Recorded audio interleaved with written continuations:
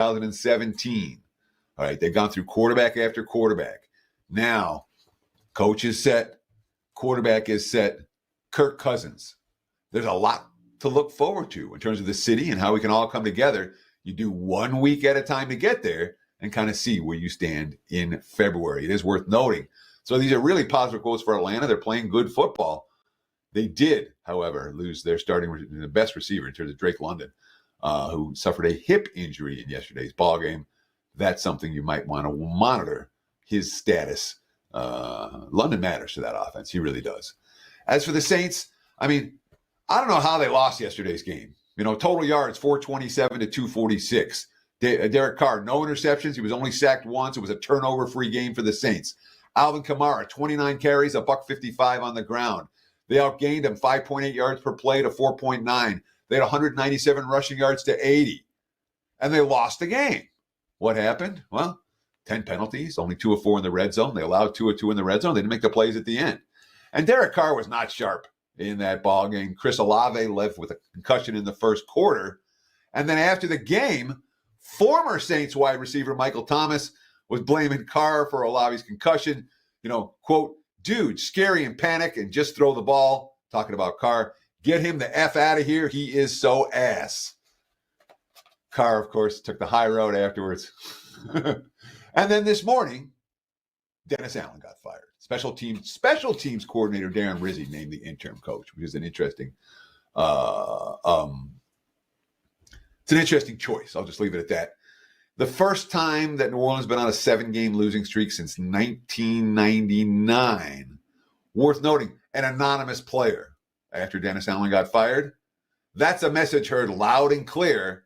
Got to find a way to win one. Yeah, take the Saints in your I used on BetOnIt last week. I talked about the Saints had the potential to be a buy sign team, and they still do. The new coach may perhaps give them a boost. They have a very manageable slate down the stretch. Sure, they get that quote-unquote change at the top position. We'll see with the Saints as we'll head down the list here. 271, 272, Denver and Kansas City. Chiefs -9 in the hook, pretty much across the board. 42 being the total. Keep in mind that Kansas City Chiefs play Monday Night Football. We are talking 10 a.m. Pacific hour here, opening line report. But hey, maybe if you want to make 2 bets on the Chiefs or go against them or for them, Teddy, I'll throw it over to you. Broncos at Chiefs from Arrowhead. So the opinion, if you want to make 2 bets, I think Tampa is the team to bet twice. I don't know that KC is going to be all that much higher if they win and cover and look good against the Bucs this evening. Tampa's a little bit devalued in the markets right now. But if Tampa looks good, they've got San Fran at home next week. We'll talk about that in just a minute. And that might be the game. If you bet the Bucs tonight, maybe you bet the Bucs twice. I don't know if the Niners will come out quite as high if Tampa is competitive this evening. Look ahead line here. Kansas City -8, total of 43. My powering number has the Chiefs -9. The markets opened 9/9.5 last night, total of 42. And, that's pretty much what we're looking at right now, obviously, before Kansas City plays Monday Night Football. KC, 7-0 this season. 5 of those 7 wins, however, have come by a touchdown or less. Last year, they had 7 wins by a touchdown or less, including 3 in the playoffs. So laying these big prices with Kansas City hasn't exactly been all that profitable. That being said, for Denver, I mean, this is went into yesterday's game with a defense that had been carrying the team for extended stretches, and then Baltimore scored on 7 straight possessions. Lamar Jackson had a perfect quarterback rating. Denver had only allowed 2 teams to reach 20 points all year. They played a high-powered offense. It did not go well. Is KC a high-powered offense? Sometimes. Sometimes they are. I mean, you got Patrick Mahomes as the quarterback. As we move down the list here, 273, 274, San Francisco and Tampa Bay. The Buccaneers also playing Monday Night Football, and maybe that 2-bet is in play here as I am seeing the 49ers -6 in the hook. I am seeing a 5.5 out there as well, Teddy. 48 being the total. So San Francisco at Tampa Bay, next game up from Raymond James. Yeah, so look ahead line here. San Fran -6.5, 47. My number only came 3.5 for this ball game. I upgraded San Fran a little bit for being on coming out of a bye week. Obviously, their injuries were enormous, but we don't know. I mean, Christian McCaffrey's upgraded to probable. Christian McCaffrey is worth 0 points to the spread.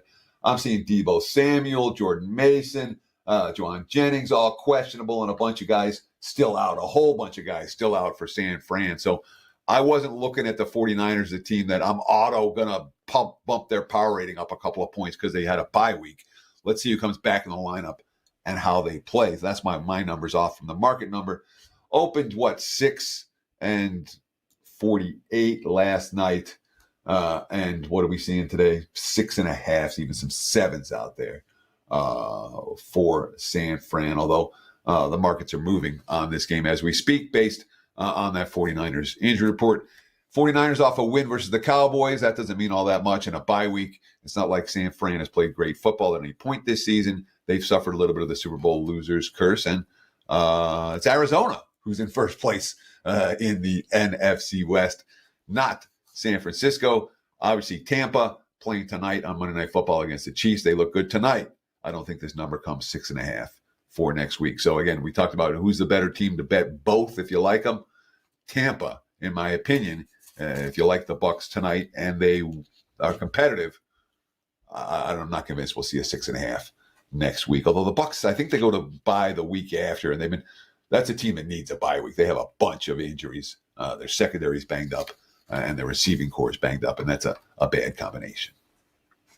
Sure, yeah, a bunch of injuries there on the Bucs side. As we got the live chat in the house, Omer, B Daddy, Little Bull. We got David H as well. Paco Healy, shout out to you guys. Any questions, fire away in the live chat. Also in the comments below, and we'll answer them on next week's show. We got a couple here from last week's show we'll get into. We should have some time at the end of the show with the next game up, 275, 276, New England and Chicago. The Bears, -6 in the hook as the home favorite, 39.5 or 40 being the total. Patriots at Bears. Next game up, Teddy.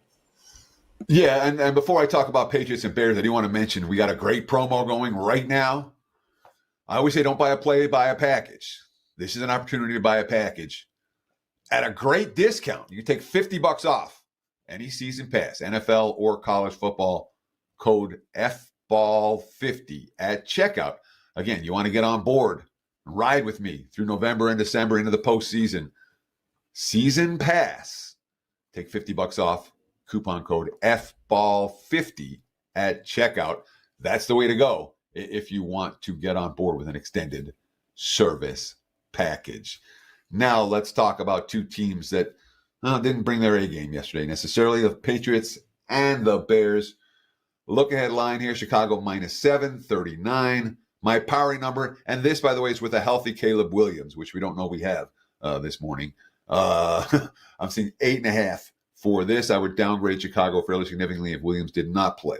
The markets opened 7 and 40 last night. I'm seeing 6/6.5, 39.5 today. We do not yet have an update on what happened. Caleb Williams got hurt on, I think, the last play of the game or close to it. And he's listed as probable for the contest, although a pretty significant injury report already for Chicago. And Chicago played a really bad game yesterday. There's no... it felt like they lost to Washington twice. 3.4 yards per play on offense. They went 0 for 1 in the red zone. Caleb Williams got sacked 6 times. They only had 69 yards rushing and allowed 213. They won the turnover battle by +2 and were never in the game after halftime. And there was a funky sequence at the end of the first half that really, killed them. It was 7-6 Arizona. There was less than 4 minutes left. And Chicago just stopped them, and Arizona was going to have to settle for 3. And instead, they got flagged for trying to jump over to block the field goal, which led to a touchdown and led to another touchdown right before halftime on a blown coverage from the Bears. So it ended up, instead of 7-6, 10-6 going to the break, it's 21, and that was a significant difference in that ball game. Matt Eberflus. Overall, it's just not good enough. Not good enough by the players, by the coaches, by the staff. Everyone's involved. Caleb Williams. This is an interesting quote. Expectations of myself are always going to be high, and they're still high. We still have 9 games. We've just got to figure out the next step, how to get a win next week. This game's over. Can't change it, but we can definitely change the future. I like that quote. That was a mature quote, in my opinion, for Caleb Williams and company. And this is certainly a circle the wagon spot against a team, in theory, they're supposed to be able to beat. As for the Patriots, I mean, they had 110 yards rushing yesterday. 95 of them came from Drake May. That's not good. The run defense got gashed again, 167 yards on the ground. That's not good. -2 in turnovers, they still covered, thanks to May on the last play of regulation with zeros on the clock and on a 12-second touchdown pass. And then, for some reason, Mayo decided to kick the extra point instead of going for the 2 in the win against an exhausted defense. His quote afterwards, I don't want to get into that. It's a good question. I just don't want to get into it now. I'm not a fan of Mayo. I don't think the Patriots are a fan of Mayo. And he made the wrong decision yesterday, and it cost his team a chance to win. Chicago's on my short list. I'll put it that way already. The old answer to the question, I don't want to get into it. That says a lot there, Teddy. We get Philadelphia that says and Dallas. I did it wrong, but I'm not willing to admit it yet. Yeah, let me sleep on it and come back to you. As we'll move down the list here, we get an afternoon kick, 1:25 p.m. Pacific. Philadelphia Eagles, Dallas Cowboys. We are seeing Eagles -6 in the hook as the road favorite. 43. No. I got Tennessee and LA Chargers, right, Teddy? Yeah. Yep. Yeah. Okay, my bad, don't mess guys. With me, man. You mess with the graphics, guys. You got my notes are all in order. I'm going, wait a minute. It is what it is, guys. Tennessee and Los Angeles. It is the Chargers, the Bolts, -8-point home favorites now, Teddy. 37.5, 38 being the total, as it is our first afternoon kickoff, 4 o'clock Eastern, 1 o'clock Pacific here, Teddy. It is the Titans and the Chargers from Southern California. Look ahead line, LA -7 and 39. My powering number, LA -9. The market's open 7.5/8 and 38 last night. We're seeing some 37.5s popping up. There's still 38s out there. We're seeing 7.5, 8 today. So really, the markets haven't done a whole lot from the opener last night until what we're seeing this morning. And look, the Chargers, that was a really impressive performance yesterday in the one sense by the defense. Again, 6.1 yards per play on offense, only allowed 3.8 yards per play. They had +3 in turnovers in that ball game. Justin Herbert, when everyone's on the same page, we're able to do things like that, push the ball down the field. Made a big step in the first half, took a good step forward as an offense. All that being said, the Chargers offense stunk yesterday. They have two blown coverages to wide open receivers for easy touchdowns. Denzel Ward, the Browns cornerback, after the game, and I put this in the Chargers notes, quote, you can put it all on me. They were gimmies. Chargers offense, and Herbert was under sack 6 straight games where he's been sacked multiple times. The Browns edge rushers pretty much dominated. Rashawn Slater had a bad game. Joe Alt had a bad game. The pass protection wasn't there for LA in that contest. Neither was the run blocking. Now, Cleveland does have really good defenders on the edge, much more so than Tennessee. But the story of the game was the Chargers defense. They're number 1 in the NFL in points allowed per game. They sacked Jameis 6 times. And they, with LA's offense punting a whole lot, defense was good enough, which could be a problem for this Tennessee team that, 2 of 5 in the red zone, 10 penalties. And you want to see a team that was as happy as could possibly be to win?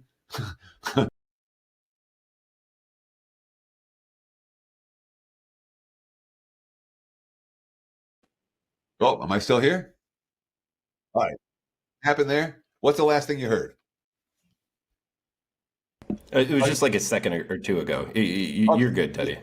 All right, yeah. So for Tennessee, the quote after a crying Coach Callahan after the game. I mean, look at me. I needed it bad, man. Yeah, we needed it. Mason Rudolph, we all needed that. It's a 3-point win in overtime against New England. All right. They finished with 4 sacks, 3 turnovers. It's still a defense that's leading the league in yards and the fewest yards allowed, fewest passing yards allowed. Although, I don't believe those numbers. They scored more than, they needed overtime to get more than 17 for exactly the second time this season. And they actually scored a touchdown in the fourth quarter. They were averaging just 1.7 points per game, worse than the NFL in the fourth quarter of that ball game. But Worth noting, not only were they in tears and thrilled with the victory after the game, they lost a star safety. Quandre Diggs needed a cart to take him to the locker room. Their starting center, Lloyd Cushenberry, looks like he's out for the year. So significant injury concerns for Tennessee as they travel west to take on the Chargers. Like it, Teddy, and now we get to the Philadelphia Eagles Dallas Cowboys game. Eagles -6 in the hook, 43.5 to as high as 44.5. The total here. Eagles at Cowboys from Jerry's world, Teddy. Yeah, and we don't know about Dak. So, and the markets don't know about Dak. I don't know about Dak. I've been reading what I can read, and I haven't found there. Nobody knows anything. Look ahead line here. Philly -3, total of 50. My powering number without Dak, and this is a no Dak line, was Philly -5. The markets, were 6.5 last night, and that's where they are this morning as well. Total was 44 last night. I am seeing some 43.5s out there, although there's still some 44s out there as well. Dak's got his MRI today. He got hurt yesterday. Cooper Rush came in, and Cooper Rush is not an NFL quarterback. It was all dink and dunk. He had 115 yards on 25 pass attempts. They did get a touchdown late against a prevent defense, but it wasn't. The offense does not move the same way with Cooper Rush as it did with Dak Prescott. CeeDee Lamb had 8 catches yesterday, none were longer than 10 yards. He hurt his shoulder multiple times in the game. Don't know if he's going to be able to go this week. Dallas had a fake punt that failed. They had a 4th down to CD that failed. They went 1 or 5 on 4th downs, and the defense got gashed. Start to finish, 8.1 yards per pass allowed. They committed 9 penalties. This is the longest losing streak for the Cowboys since 2020, which is also the last time Dallas finished with a losing record. If you watched Dak Prescott on the sideline yesterday and can read lips, you know that he say, "We suck," which they did. Dallas offensive line gave up, 3 sacks to a team that came into the game with an NFL worst 6 sacks through the first 8 weeks. Mike McCarthy, who is another coach, very much on the hot seat right now. We have 5 losses, so we clearly understand where that puts us as far as what it'll take. We've got to get to winning. That's kind of what he said the week before, and last week's performance was no better. Next one up, we are heading to the desert. New York Jets and Arizona Cardinals, 1:25 p.m. Pacific kick. It is Cardinals, mostly -1 in the hook, pretty much across the board, 46 being the total, Teddy. Yeah, I think I skipped my my Eagles part of the equation. So let me just talk Philly real quick. Lots of positives from Philly yesterday. Rushing yards, 237 to 60, +2 in turnovers, 38 minutes of possession, yards, 447 to 215. And they didn't cover. And A.J. Brown suffered a knee injury. And the only reason they won the game was because Devontae Smith made an incredible catch in the end zone, and then they made a pick off a bad Trevor Lawrence throw in the other.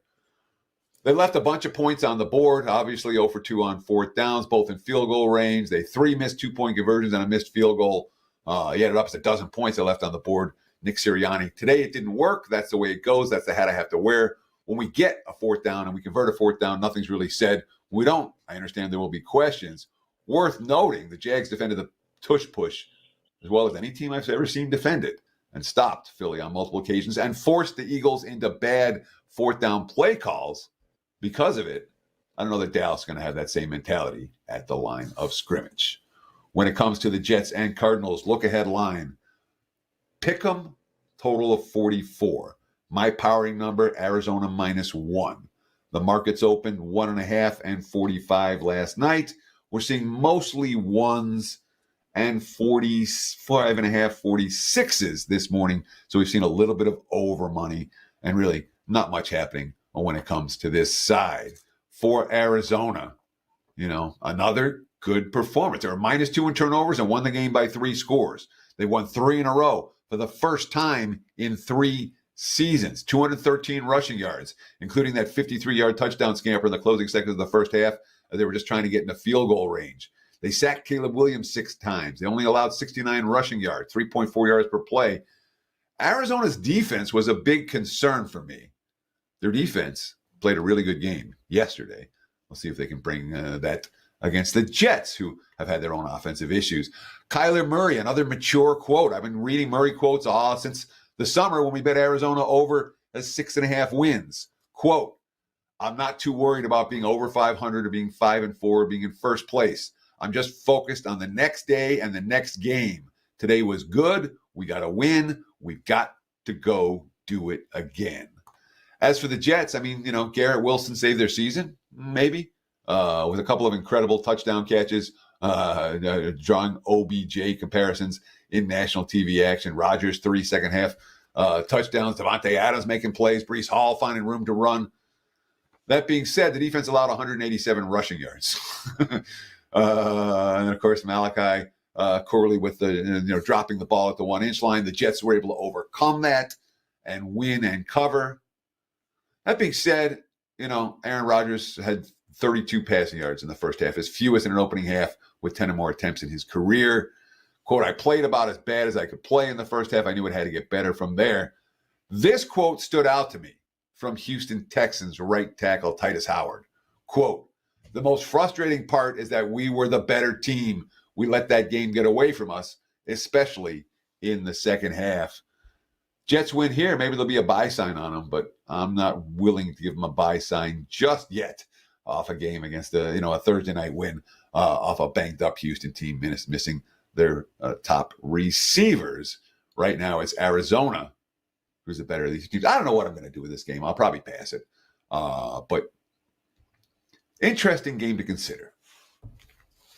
That it is, Teddy. And that leads us into the Sunday night game, Detroit Lions, Houston Texans, 49 being the total. The Lions, man, what a wagon they've been, Jared Goff and company. -3, there is juice on that 3 at a lot of shops here, Teddy. It's Lions and Texans, Sunday night football. Look at line here, Detroit -2.5, 48.5. My powering number, Detroit -4. The market's open 4 at 48.5 last night. We've seen Houston money. They took out the 4s. They took out the 3.5. This is a legit early line move. We're looking at 3s right now for the Lions. Total's been bet up slightly, 48.5 now, mostly 49s. And, of course, Detroit, as you mentioned, from a powering standpoint, only Kansas City's higher than Detroit in my number, and I think that's by a half point. It's not by much. From a betting bandwagon standpoint, the Lions betting bandwagon, every bit as big, if not bigger, than Kansas City's. They've been a public team from day one, and all they've done is win games and cover point spreads.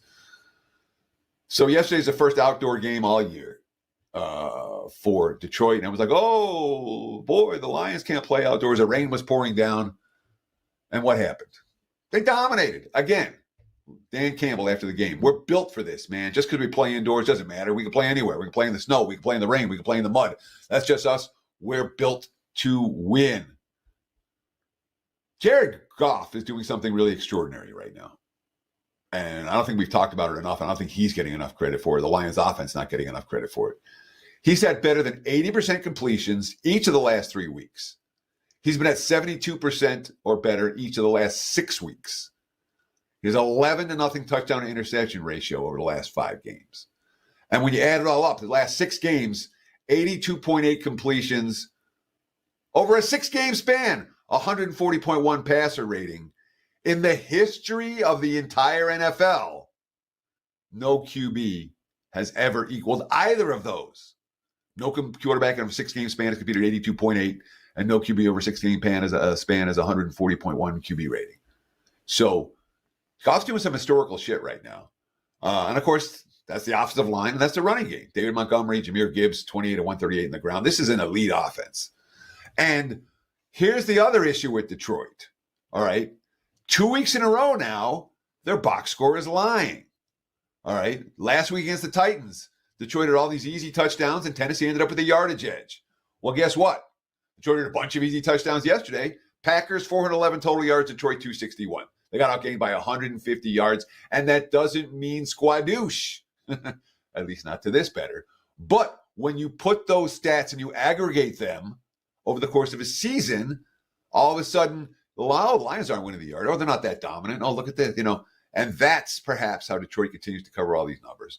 They don't have as much wise guy support as they should because the box scores have been lying. Jared Goff, we're supposed to be the dome team who can't play outside. We're supposed to be the team that can only win one way. I think we've shown a handful of times we can win in multiple ways. We're chameleons. And, of course, this is 7-1 for Detroit for the first time since 1956. That's impressive. For the Texans, I mean, the lack of wide receivers are really hurting. When you lose Steph Diggs, you lose Nico Collins. Between them, 79 catches for more than 1,000 yards and 6 touchdowns. That's almost half of C.J. Stroud's production.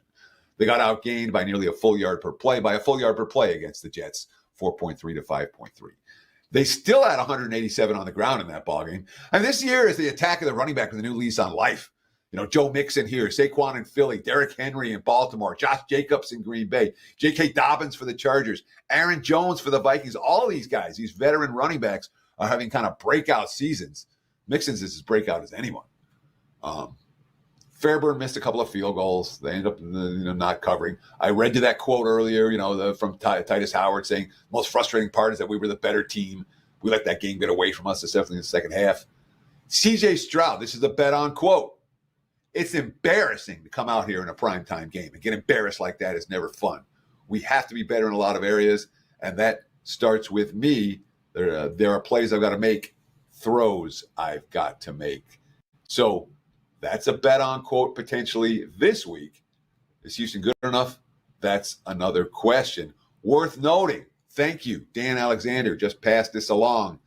A Dak quote to miss multiple weeks with a hamstring injury from Ian Rappaport, just posted that out. So thank you, Dan, for giving us a live update. Dak, it didn't look good yesterday. It didn't sound good yesterday. It'll be Cooper Rush moving forward. And let's see what the markets are doing right now with this announcement.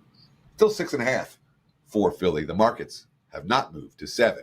And that may be telling us something. We'll flip the script to the Monday Night Football game. Guys, any questions, fire away in the live chat and in the comments below. We get the Miami Dolphins and the LA Rams here, Teddy. Monday Night Football, -2.5, pretty much across the board. That is the Rams as the slight home favorite, 50.5 being the total. Interesting handicap here, Teddy, from a lifelong Miami Dolphins fan. They usually don't play well on the West Coast, but I'll throw it over to you. Fins and Rams, Monday Night Football. Look ahead line here was LA -3 and 49. My powering number, LA -1.5. The markets opened 2.5 and 50.5 last night. 2.5 and 50.5 last night. And that's basically what we're looking at today. 2.5 and 50.5.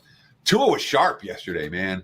Tua impressed the hell out of me in that ball game because there were a lot of things going wrong for Miami. And Tua facing adversity on the highway multiple times second half, down by a touchdown, and took Miami, boom, down the field into the end zone. Both running backs, Achane and Mostert, both average better than 5 yards per carry. Tua only 3 incompletions on 28 pass attempts. They won the yardage battle, 6.2 yards per play to 5.5, and then lost on a field goal in the closing seconds for the second straight week. That happened to Arizona the previous week. Calais Campbell, quote, "There's no moral victories in this game. It wasn't enough. It's heartbreaking. But we just got to use it to galvanize us and keep preparing this week and find a way to win one." Tua after the game. And what Bass, he did like a 61-yarder to win it. Hats off to Tyler Bass for making that. Hats off to their team. They did a great job. It was a great game.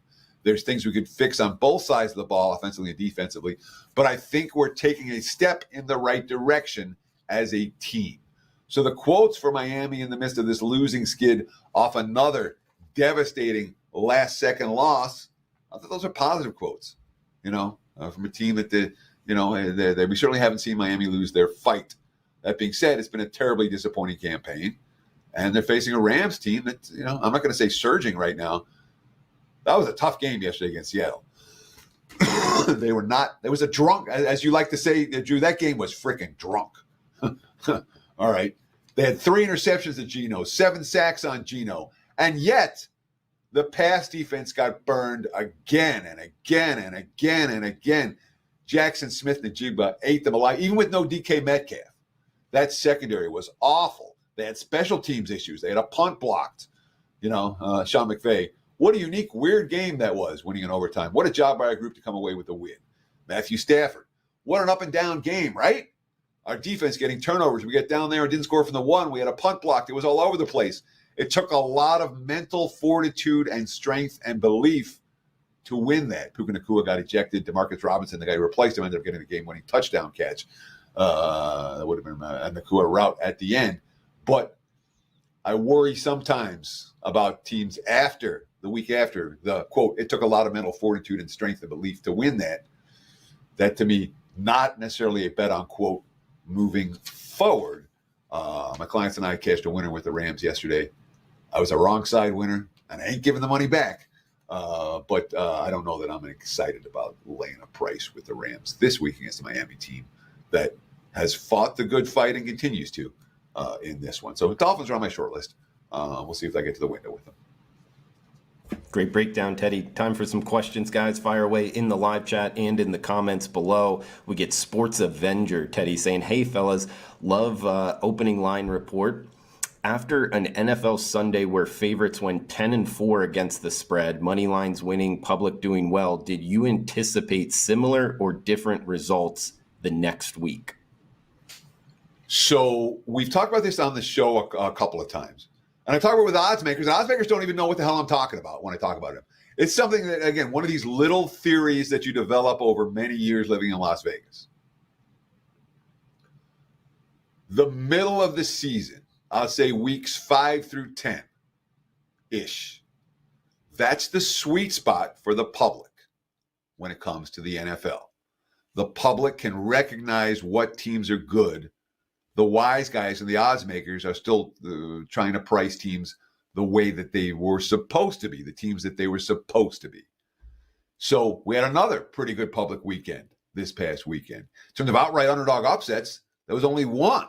And only 3 dogs covered in defeat, So we've seen a good handful of strong public weekends over the past 4 or 5 weeks in the NFL. That will not continue through to November. That will not continue through to December. But this particular time of year is one time where I play a lot less contrarian and I try to play a lot more who's a freaking good team. And let's bet against this bad team because the markets haven't caught up with the realities. So 1 week, and we saw this in week 9, which was another good public week. I'm not convinced that the next week in particular is a must play all the contrarian sides. Let's see the contrarian sides start to hit before we get involved. I had my fun with contrarian Dallas on Sunday. Not so fun, obviously. Makes sense, Teddy. As we got E-Train in the comments from last week, I have a general question. When do you bet team totals versus game totals? He was between, betting team or game total, and of course he picked the wrong one. Teddy, any advice on betting team totals and game totals? Bet them both. Okay, split the bet. That's the answer. Well, if you're like, I can't decide which to do, take your wager, split it in half. There's a bigger chance of pushing, obviously, but that way you don't kick yourself over and over again. Oh, I made the wrong call. I made the wrong call. I mean, if you can't decide, don't decide. Take your normal wager, split it in half, make 2 bets. Makes sense. That's honestly my take. Great questions. Thank you. I just want to say we appreciate the questions so much. I'm in the chat every week. Drew's in the chat every week. The comments they're super flattering. Thank you guys. When I need an ego boost, I appreciate it. This is a humbling business. But the questions are really good as well. It's not just, pat Teddy on the back. I love the questions. I love the comments. It's about stuff I'm not thinking about. So please comment below. We appreciate the likes. And of course, what do we have? 180,000 followers, the WagerTalk YouTube channel. Become one if you haven't done so already. Absolutely. And the comments below really help out the algorithm to grow the show, guys. So I know Teddy and myself love seeing that, and we will be in there throughout the week chiming it up with you. Giants and Panthers. I was going to ask you this at the top, but I waited, Teddy. This one in Germany, the international games, we got to bring it up again this week. Any type of differences you're making in your handicap? And also I'm seeing Germany games have been a little bit lower scoring. This only started in 2022 here in Munich, but they also played in Frankfurt. The Munich game did go under last time. Do you bring that into account? I'm seeing hybrid turf, and it almost looks like Allianz Stadium is kind of like Hard Rock Stadium. It is open air, but it has that kind of only a little bit of open air, if you will. Does it change your handicap at all? So we can spend a lot of time and effort talking about all kinds of different things, about every game. And how much of that actually matters when it comes to who's going to cover the number or not. When it comes to traveling in Munich, both teams are playing on the same field. Both teams have the unfamiliarity with the surface. Both teams have the unfamiliarity with the circumstance. Neither team is what I would call a mature veteran team. I think a mature veteran team, Mike, in theory, is what handles international travel better than a team that is younger. So there's no natural, like, when you think about it, and I do, there's no edge. What's the handicap here? There's no the game's being played in Munich. Okay, I'm going to handicap this game like it was being played anywhere in the U.S. It's like the travel is going to change, is predictable in the sense that it's going to change a team's MO or anything about them. And it's probably not a game I'm going to bet. I mean, realistically, am I going to lay this price with the Giants? Hell no. Am I going to take it with Carolina off a win? Hell no. So if I get involved, it'll be the total. And I don't know if I want to get involved in the total in this game. So it's just, you can spend a lot of time focusing on all kinds of factors. And we all have busy lives, every one of us, I'm sure. I try to eliminate the stuff that I can't handicap. And when it comes to international travel, maybe there's an edge. Maybe if you dig deep enough, you'll find something. But I really haven't found much. All right, Teddy. Hey, well, time for one more. And I remember 4 years, Teddy and I have been doing this show for quite a while here. 4 years ago, we talked about it. A lot of people commenting below. So let us know in the comments, guys, your thoughts on betting. Election day is tomorrow, Teddy. I wouldn't be doing my job if I didn't ask you. I'm looking in the global market. I'm seeing Trump minus 155, Kamala Harris plus 133.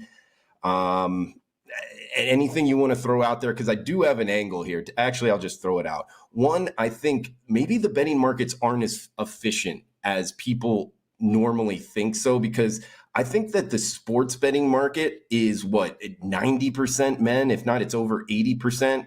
And when you look at the polls, men vote for Trump more. So therefore, I think it's kind of almost influencing the betting market. I just want to throw that out there. I don't know if it's going to help, who wins or who loses, but I do think it affects these odds. Also, I want to throw out a bet. If you do like Trump, maybe look to go to election winner to lose popular vote. It's kind of the way that it's set up in terms of Democrats usually win the popular vote. But if Trump does win, the actual congressional, whatever they call it, and becomes the president, that yes would become plus 130. Therefore, you could kind of cut down on the odds. Those are the two things that I've noticed, Teddy. I'll throw it over to your election betting analysis, if you will. Sure. So know this, the odds are going to move a lot tomorrow. And I would imagine at some point during the day tomorrow, you'll be able to get a better line on Trump than you have right now, and you'll be able to get a better line on Harris than you do right now. So in theory, now if Trump jumps out to an early lead or Harris jumps out to an early lead and rolls, it is what it is, and you may have missed your chance. But I wouldn't be shocked if you can get a plus price on both candidates, quote unquote, in game on Tuesday. That's what I'm looking for here is plus prices. Plus prices and bounce back on it. We got Almy saying take Harris plus 135. G Hurt, wow, plus 135. Value play here. Let us know in the comments below what you're looking to bet. The plus price is out there, at least right now on Harris, but that could change. So great stuff, Teddy. Great analysis, guys. Let us know in the comments below what you're looking to bet. Election for this upcoming week in the NFL. All is welcome. TC, anything else you want to throw out there before we shut this down? Yeah, I want to talk about election betting for a minute because it doesn't matter who you bet. It doesn't matter who your friends are betting. If you're going to bet on the election, try to take a broader approach in this bettor's opinion. And again, there may be some real nice plus price opportunities over the course of the next 36 hours between now and when someone starts calling this election. And of course, we talked about it earlier. There's a great promo right now. Get the rest of the season when it comes to the NFL or college football. Take $50 off. Promo code FBALL50 at checkout. Again, FBALL50 at checkout will get you the rest of the year for $50 off. And if you want an extended package, I expect to make money over the course of the next, 3.5 months in the NFL. Get it now at a discounted rate. Appreciate the likes, follows, comments. I got nothing else to say, Drew. Have a great day, my friend. You too, Teddy. Great stuff as always, guys. We'll be back next Monday. Until then, cash those tickets. Thanks for tuning in.